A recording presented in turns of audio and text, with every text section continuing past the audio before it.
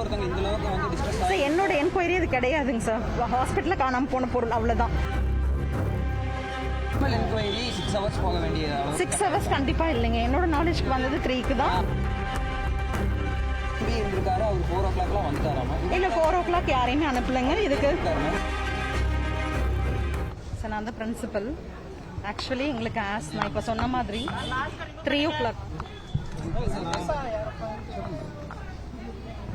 3 o'clock வந்து கீழே physiotherapy டிபார்ட்மெண்ட்லேருந்து ஒரு என்கொயரி கூப்பிட்றாங்கன்றது என்னோட ஃபேக்கல்ட்டி உமா அப்படின்றவங்க எனக்கு சொன்னாங்க, கால் பண்ணி சொன்னாங்க.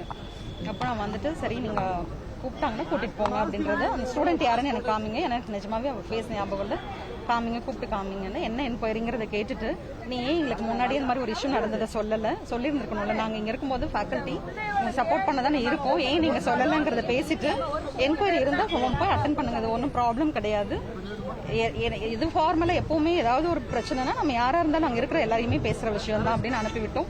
அங்கே ஃபிசியோதெரப்பி டிபார்ட்மெண்ட்டில் ஹெச்ஆர், என்எஸ், அப்புறம் எங்களோட அட்மின் அந்த மாதிரி எல்லாருமே பேசிட்டு இருந்தாங்க.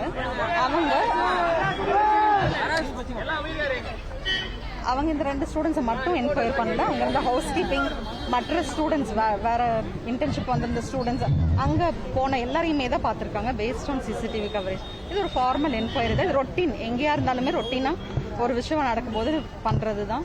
ஃபர்தராக எனக்கு வந்து ஒரு திரும்பவும் ஒரு ஃபேக்கல்ட்டி இன்னொருத்தர் வேணும்னு சொல்லும்போது சரி நம்ம இருக்கும்போது நம்ம போகாமல் இருந்தால் நல்லா இருக்காதுன்ற ஒரே ரீசனால் 4:15 நான் கீழே போனேன். பேசிட்டு அவள் வந்து நிறைய மாற்றி தான் பேசின உண்மையாகவே. பட் எங்களுக்கு அதை மட்டும் வச்சு அவளை நம்ம ஒரு ஸ்டூடெண்ட்டை ஜட்மெண்ட்டெல்லாம் பார்க்கக்கூடாதுன்றதுனால நாங்கள் அதை வந்து நாங்கள் யோசிக்கவும் இல்லை. அவகிட்ட கிளியராகவே சொன்னோம், எதாக இருந்தாலும் ஃப்ராங்காக சொல்லி இல்லைன்னா சப்போர்ட் பண்ண தான் டீச்சர்ஸ் இருக்கும், விட்டு கொடுக்க மாட்டேன். ஏன்னா இதை விட எவ்வளோ பெரிய விஷயஸ் எல்லாம் பார்த்து ஓவர் கம் பண்ணி பிள்ளைங்களை சப்போர்ட் பண்ணி எக்ஸாம் எழுத வச்சிருக்கோம். இது எப்போவுமே நடந்த விஷயங்கள் தான். இதை நம்ம கிளியராகவே தான் அவளுக்கு எக்ஸ்பிளைன் பண்ணுவோம். விஷயம் ஸ்டபன், நாங்கள் அதை யோசிக்கவும் இல்லை. பேசிட்டு 2 ஸ்டூடெண்ட்டையும் தான் என்கொயர் பண்ணாங்க ஈக்குவலி. அப்புறம் என்னோட ப்ரெசன்ஸ் முடியும் நான் மேலே வந்துட்டேன். திரும்பவும் வந்து அவங்க சொல்லும்போது நீங்கள் ஆஸ் அ ஸ்டூடெண்ட் நீங்கள் அடுத்து ஃபர்தராக ஏதாவது பண்ணணும்னா பேசிக்கோங்கன்னு விட்டாங்க. நாங்கள் அவகிட்ட ஒரு எக்ஸ்பிளனேஷன் லெட்டர் வாங்கிட்டு உங்கள் பேரண்ட்ஸ்ட்டு சொல்லணும். ஏன்னா இது வந்து ரொட்டீன் தான். எங்கிட்ட ஏன் சொல்லலைன்ற கொஸ்டின் எப்பவுமே வரும் எங்களுக்கு. சின்ன விஷயமா இருந்தாலும் பெருசாக மாறுன்றது எங்களுக்கு தெரிஞ்சதுனால பேரண்ட்ஸ்ட்டு சொல்லணும்னு பேசிட்டு இருக்கும்போது எகெயின் அவங்க சில சிசிடிவி ஃபுட்டேஜ் ரிலேட்டடாக பேசணும்னு சொல்லிட்டு பேக் அவ எங்கே இல்லை எனக்கு வச்சிருந்தேன்னு தெரியலன்றதுனால தான் நான் மாற்றி தேடினன்ற ஒரு ஸ்டேட்மெண்ட் கொடுத்துருந்தா. ஆனால் பேக் அவ கையிலே தான் இருக்குது, அது சிசிடிவி நாங்கள் பார்த்துட்டோம் அப்படின்னு சொல்லிட்டு திரும்பவும் எகெயின் வேறு டிபார்ட்மெண்ட்ஸ்லேருந்து எங்களுக்கு மேலே வந்தாங்க. 4 பேர் வந்து திரும்பவும் அவங்க தான் பேசிட்டு இருந்தாங்க. நாங்களும் கூட சப்போர்ட் பண்ணி என்ன நடந்ததுன்றது தெரியறதுக்காக கூட கேம்பெயின் பண்ணிட்டு இருந்தோம். இது எல்லாமே முடிஞ்சுட்டு அவங்க எல்லாரும் ஒரு 6:15 அப்படி கிளம்பிட்டாங்க. அதுக்கப்புறம் எல்லாம் அந்த வரைக்குமே அந்த கான்வர்சேஷன் போயிட்டே இருக்கு. எகெயின் அவ அது ரிலேட்டடாக மாற்றி வந்து சில விஷயங்கள் பேசிட்டே தான் இருந்தா. பட் எங்களுக்கு வந்து உண்மை என்ன நடந்ததுன்னு தெரியாதனால நாங்கள் எதுவுமே அக்யூஸ் பண்ணல. யூஸ்வலாக பேச மாட்டோம் அந்த மாதிரி ஸ்டூடெண்ட்ஸை பற்றி அவ்வளோ சீக்கிரம் விட்டு கொடுக்க மாட்டோம். இதுதான் அவகிட்ட நாங்கள் சொன்ன வார்த்தையும் இதுதான். ஸ்டூடெண்ட்ஸ் நாங்கள் எப்பவுமே வந்து வேல்யூ பண்ணுவோம், ஸ்டூடெண்ட்ஸ் விட்டு கொடுக்க மாட்டோம். சின்னதாக இருந்தாலும் இதுக்குள்ள முடிக்கணுன்றதை நாங்கள் பார்ப்போம் அப்படிங்கிறத அவகிட்ட சொன்னோம். நாங்கள் எதாக இருந்தாலும் ரெடி டு ஃபேஸ்னா அப்போ இதுக்கப்புறம் தான் அந்த டைம் வந்து நாங்கள் கோஆர்டினேட்டரை அவங்க கிட்ட சொல்லி அவங்க பேரண்ட்ஸ்ட்டு கன்வே பண்ண சொன்னேன். பேரண்ட்ஸ்ட்டு சொல்லும் போது நாளைக்கு ஒரு ஃபார்மல் என்கொயரி இருக்கு, நீங்களும் இருக்கணும், உங்களோட பிரசன்ஸ் எங்களுக்கு வேணும், மற்றபடி ஒன்றும் கிடையாது. இதில் யாரெல்லாம் இருந்தாங்களோ எல்லாரையும் என்கொயர் பண்றோம், அந்த பேஸ்ல இவ்வளவு என்கொயர் பண்றோம், அவ்வளவுதான் அப்படின்னு மட்டும் தான் சொன்னோம். வேற எதுவும் சொல்லல.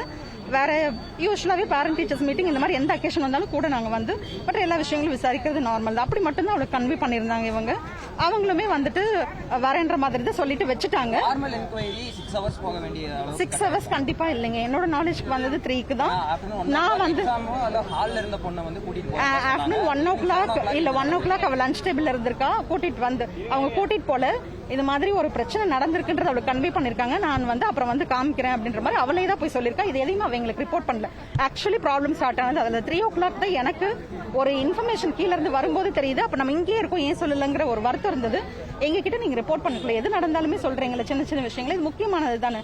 ஒரு அன்எத்திக்கலா ஒரு பிளேம் வரக்கூடாது இல்லைங்கிற ஒரு ரீசன் நான் சொன்னேன். எனக்கே சொல்லிட்டு இருக்கலாமே, நீங்க எனக்கு வேற யாரும் சொல்லி தெரியக்கூடாதுன்றத நாங்க சொன்னோம். அப்புறம் அவ கீழே போனா. இதுதான் நடந்ததுங்க.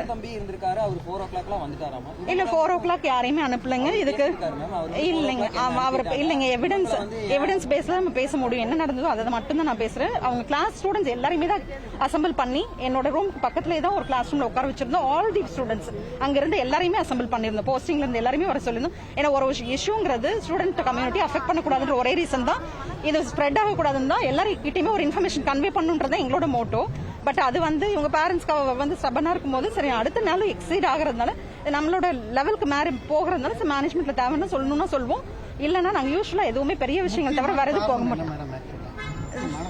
நீங்கள் உங்களோட என்னோட போது இதுல வந்து ஒருத்தங்க இந்த அளவுக்கு வந்து டிஸ்ட்ரெஸ் என்னோட என்கொயரி அது கிடையாதுங்க சார்.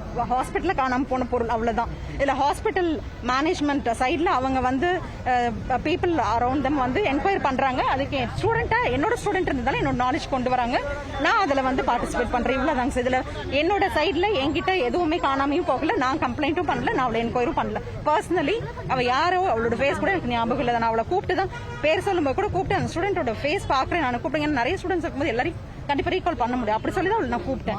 மன உளைச்சலை உண்டு பண்ணாங்க அப்படிங்கிற மாதிரி குற்றச்சாட்டு. ஸ்டூடெண்ட்ஸ் ஆர் சேயிங் தட் அவங்க ரொம்ப போல்டான பொண்ணு தான், அவங்களையே இந்த அளவுக்கு வந்து ஸ்ட்ரெஸ்ஃபுல்லா மாத்திருக்காங்கன்னா வேற என்ன? இல்ல இது வந்து கண்டிப்பா என்கொயரினால வந்து ஸ்ட்ரெஸ்ஸா இருக்கும். நான் வந்து எங்களுக்கு பண்றேன்னா என்கொயரி பேரண்ட்ஸ் இன்ஃபார்ம் பண்ணா எப்படி என்கொயரி பண்ணலாம் தெரியாது. ஒரு ஸ்டூடெண்ட்ஸ் வச்சு ஹாஸ்பிட்டல் நல்ல ஹாஸ்பிட்டல் இல்லையா, நாங்க நல்ல ஹாஸ்பிட்டல் இந்த மாதிரி விஷயம் நடக்கும்போது சரிப்பாங்க. நீங்க இது நார்மலா உள்ளதுதான். Okay madam, thank you. செய்திகளை உடனுக்குடன் தெரிந்து கொள்ள உடனே சப்ஸ்கிரைப் பண்ணுங்க.